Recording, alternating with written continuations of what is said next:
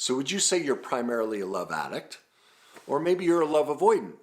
Or maybe you're a mix of both? Or maybe you don't know which one? Or even worse, you've never even heard the terms. Well, if you don't know which one you are, and if you're not actively on a daily basis working recovery on either side of those dynamics, all of those together are the single greatest reason why relationships are failing today. And I'm going to help you put a stop to that. Because if you don't know that every single one of us is either primarily a love addict or a love avoidant, you have no shot, absolutely no shot to have a truly loving, committed relationship that's safe, that's not codependent, that is truly meant on trust, intimacy, and care. And so I'm going to share with you a bunch of videos so you can figure out which side of the dynamic you're on, and 3 books. 2 of these books, I'm dead serious. I'm not being hyperbolic. If you don't read these 2 books, it's my personal feeling that these 2 books should be required reading of every adult before they ever go on a single date. If you have never read these 2 books, your chances of having a truly kind and loving, respectful, connected, trusting relationship are virtually impossible. I'm going to share those with you. But let's get started with describing what is a love addict and love avoidant real quick before we get into that. The first thing is with a love addict, they were primarily abandoned in childhood. Now, abandonment can happen in many ways. Something simple, like for me, my younger brother was born less than a year after I was born. Well, boom. It takes about the first 2-3 years for a child. They need that deep attachment. Well, mine got severed right there, attachment wound. Then my mother's drinking. Boom, attachment. She wasn't present for me. My father's avoidance and distance and working all the time. Attachment wounds, right there. Simple stuff. If there's a divorce in the home, if someone's an addict, these are all loss of attachment. Not because our parent is bad. I mean, there are those parents that, truly hurt a child, but these are just life situations. Boom, attachment wounds. What creates the avoidant is the opposite, enmeshment. Now, how this gets created is, think of an umbilical cord, all right? The umbilical cord is meant to feed the child, right? Well, in an enmeshed dynamic, what happens is the adult sucks the emotional life out of the child to feed them. Now, in many cases, they don't do this consciously. It's because we've never taught about love addiction, love avoidance, codependence, all these dynamics, so parents don't know that they're being perfectly imperfect and sucking the emotional life out of their child. This happens in divorce dynamics. A mom or dad will make their child their basic emotional boyfriend or girlfriend. They will get them to care for them.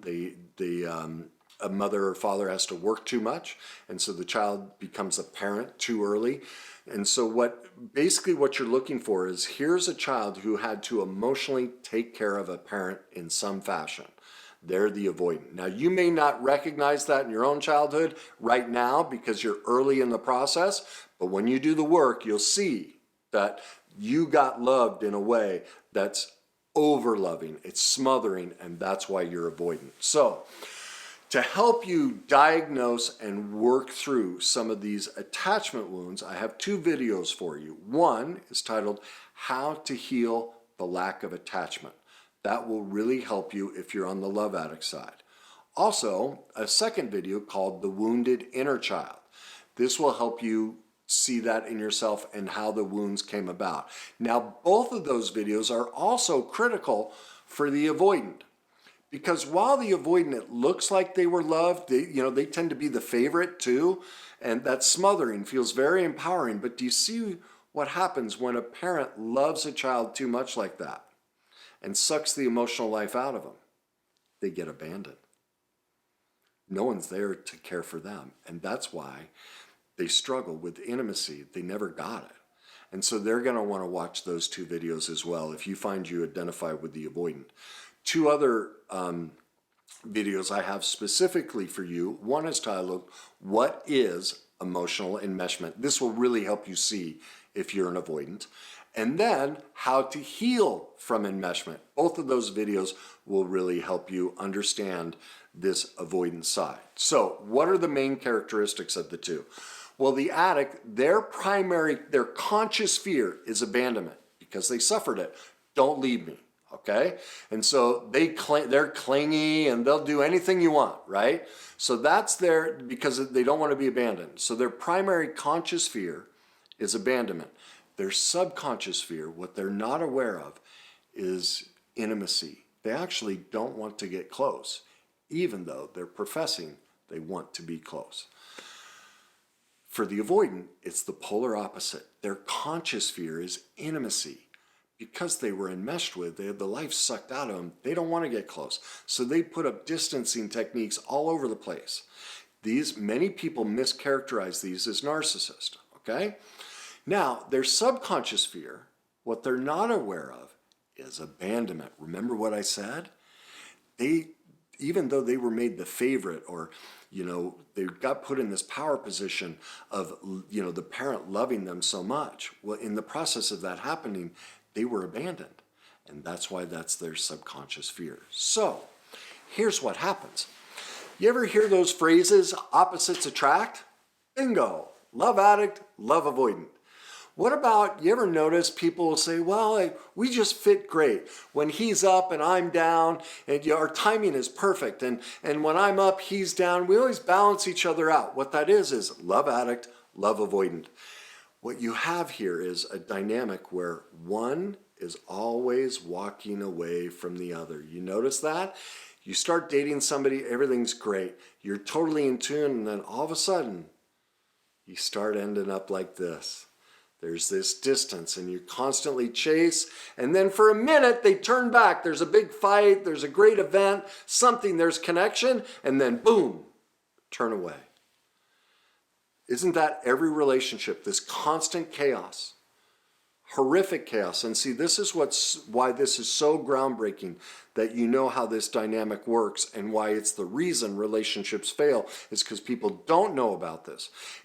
That is so toxic. Do you see how it's all filled with intensity, and it's constant abandonment and uncertainty and back and forth. And so this is why many people now are calling everybody a narcissist. Well, that's not narcissism. That's toxic love addiction and codependence. But people don't know about this dynamic. And so unless you're fully aware of the love addict, love avoidant dynamic, your chances of a successful relationship are virtually impossible. And now we get to the 2 books, and I'm dead serious. If you care anything about having a loving relationship, even if you're in one, and you think your marriage is good and fine, it is not anywhere close to where it could be until you learn this information. This book by Pia Melody, Facing Love Addiction, this should be required reading before anybody ever goes on a single date. This is where you're going to learn about the deep intricacies of love addiction and love avoidance. You're going to see that you're going to find out one of 3 things: that you're primarily an addict, you're primarily an avoidant, or you bounce between roles. I bounce. When I first found out about this, I thought I was just a love addict. Literally, it was about 10 years later. I've read this book probably 200 times because it is so profound. And in that 100th time I read it, I started to read and I went, oh my God, it hit me. And this is what the avoidant does. What I realized is I start relationships as the avoidant. And that's why women would get attracted to me. And then once I was certain they cared about me, I would drop my wall and I'd become the addict. I'd open up my soul to them, tell them everything. I was finally present. Well, the second I did that, boom, they'd run. That's the addict avoidant dance. All right. And so what I didn't realize is I was primarily picking severe love avoidance.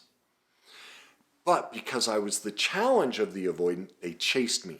Well, the second I gave in, they were gone. And they're abusive. And so in many cases, there's narcissism involved. Like, I've married narcissists, but most of the women I've dated are severe avoidance. I was always attracted to that. All right. Once I figured that out, my life totally changed. All right. And if you don't know this, like now I can look at dating. I teach clients. I can look at dating profiles, look at pictures and go avoidant, addict, bingo, just by their hobbies and interests. Like I have studied this so thoroughly. This is so critical to understand in the relationship dynamics. You need to know this information. It's that critical to having a trusting relationship. Now, what you're going to find is once you read that, you're going to realize, man, we are all codependent. And so this is the second book that's a must read, and we should not be allowed on a date until we've read it. Facing Codependence by Pia Melody. Her work on codependence and love addiction, in all the research I've done, doesn't mean there isn't something out there, but in my research, she is the best. She should be sainted and anointed. Those will save you, and you will make sense of, like, when I finally read her stuff, it was like, well, no wonder. I'm not crazy. Now I understand why I couldn't keep women or why I was attracted to a certain type and all of this. And here's the beauty of it. Here's what you realize. We are all perfectly imperfect. We are all primarily either the love addict or love avoidant. And so what you're going to discover is this idea that there's a perfect partner is complete baloney. It's all fantasy. It's Hollywood. None of it's true. But what you do recognize is, wow, which side of the brokenness do I work best with? Like for me, man, love avoidants are really sexy and really flirty, but they run. They dangle, they dangle all of this stuff in front of you and pull it away. Love addicts don't do that. Now, love addicts will smother you, and that scares me and overwhelms me. But here's the key difference. A love addict will go to a counselor. A love addict will go to a coach. A love addict will take a course. Because remember what their primary fear is? Abandonment. They will do the work. They will do anything, just don't leave me. Well, I won't mess with avoidance anymore. I can't, the love addict in me can't survive the abandonment. It's too crushing. I just don't have enough recovery to handle how they avoid and they abandon.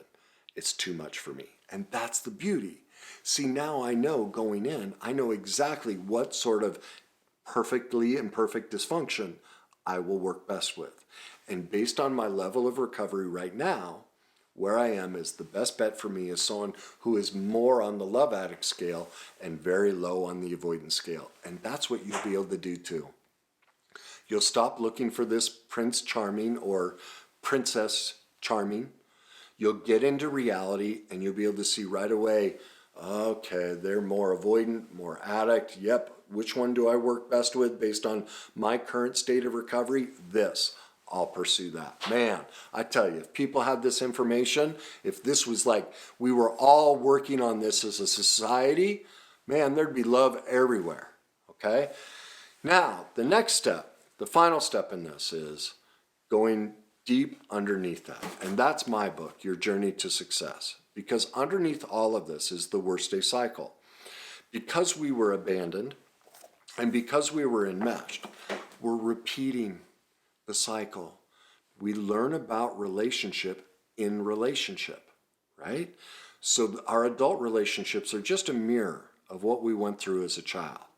And until we face and address that, we're just going to repeat it. And this is what's fascinating. I'm just shocked, always shocked that people don't think they need to learn about this stuff or hire a professional like myself to help them teach it about this. But how long did it take us to write a one-page essay? Think about it. It took us 12 years. We had to learn the alphabet. Then we had to learn to spell. Then we had to learn sentences. Then we had to learn sentence structure, and then paragraphs, and then story and outline. It took us about 12 years to write a good one-page essay. And yet we come out of childhood total dysfunction in our relationships because our parents, and yet we wonder why we can't find a loving relationship. Like, my God. So all we're doing is we're out there trying. It's like we're 20 years old or 12, 14, 20, 30, 50 years old and it's your third marriage. Well, that's only your third. Your third relationship. Is there anything in your life after 3 you've been able to figure out? Now, I'm not advocating we need 30,000 marriages each. I'm just saying the amount of practice and the amount of study it goes in that needs to go into developing a healthy relationship is astronomical. I know that's overwhelming. You know, I don't want that much work. It should be easy. Oh my God. Talk about a love addict fantasy. That relationship should be easy. That's hysterical. That's not love. Is anything in life easy? No, it's not. That's a child. A child believes in that fantasy, that love is easy and my partner should have my back. When you get into reality, when you face your codependence, when you discover if you're a love addict or love avoidant, and you start dealing with and healing the pain from the past that you've minimized, suppressed, and repressed, you get into truth that this is hard work and we all have a lot of recovery in front of us. And that we need as a society to stop belittling this and start making it our priority. Now, if you like this kind of content, please subscribe. And if you know somebody who's struggling with these dynamics, please share this video with them so that they can get the answer to relationships and get reading the books that will help them recover. And as I always say, enjoy the journey.